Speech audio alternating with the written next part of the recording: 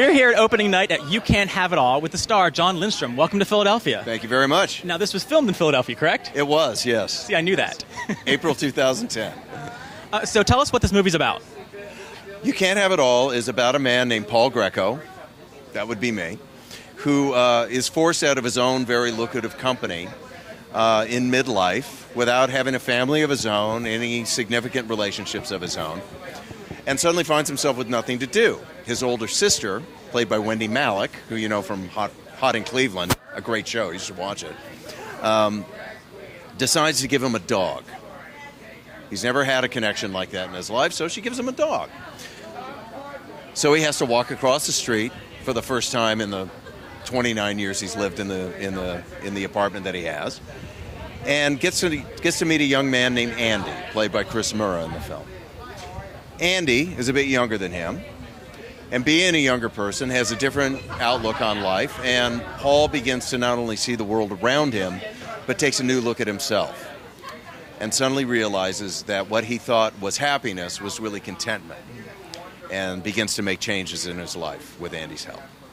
Great. Now, you worked with a whole range of actors here. I mean, you have Wendy, who's been acting for years, Yeah. and you've got Christopher, who's brand new to the scene. So how is it working with a whole range of actors? Well, I have to give kudos to Jay Arnold, our director, for that, because he was amazingly adept at finding actors who not only were right for the parts, but who had skills. You know, if you've got some chops, it makes it a lot easier. Wendy, of course, actually, Wendy was cast before I was, and when I was told that Wendy was doing it, that gave it the legitimacy that I needed to go ahead and pursue the part. I read the script. I really loved the script, but I wasn't really sure if I was completely right for the part, and it was my agent who told me, no, you really should go in on this, John. So I went in, auditioned for it, hadn't met Jay. I actually auditioned on tape. And about 2 weeks later, I got a call telling me that I had gotten the part. And my first question was, who's playing Andy? And he said, I don't know yet. And I think Chris was hired only a day or two before we actually started shooting. I met Chris the night before we started shooting. He and Jay and I got together and did a read-through of the script, talked, made a lot of notes. And by the end of that, I was confident that Chris was the kind of guy who could really bring Andy to life and bring something to it that probably nobody else could. So, thank you, Jay. Now, you've also done a lot of the soap operas. You've been in General Hospital, you've been in As the World Turns, and of course my favorite, Baywatch. Has this been I wasn't on Baywatch very long. Every moment counts. Exactly. So would you find this a big departure from those types of roles? Yeah, it was for me. I've never played a gay character, first of all. I play a lot of suits. You know, I end up playing rather urbane characters, but I also end up playing a lot of scoundrels and villains.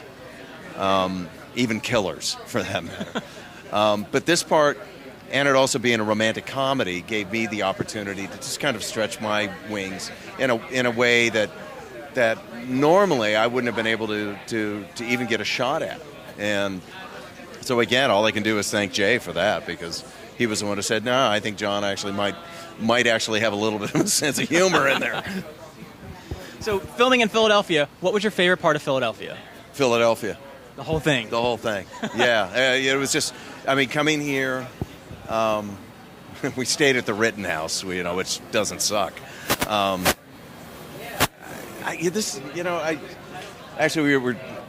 girlfriend and I were driving in today, and we were just coming into the city from New York, and I said, it's like we've developed a relationship with this city. And she said, yeah, and I'm really glad to be back here. It grows on you. It really does. I think it's a wonderful city, and I'm sorry I hadn't spent more time here before.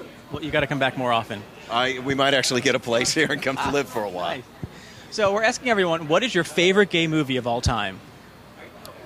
Besides your own. If you ask me, if you ask me in 2 hours, I'll say You Can't Have It All. Probably for me, actually there's two, and it would be kind of a tie because they're very different. The first one, I would say My Beautiful Laundrette with Daniel Day-Lewis. The second one would be Milk with Sean Penn. And, those are, as an actor, examples of actors who would commit without holding anything back. committing to the people that they were playing, knowing that those people that they were playing had something valid and human.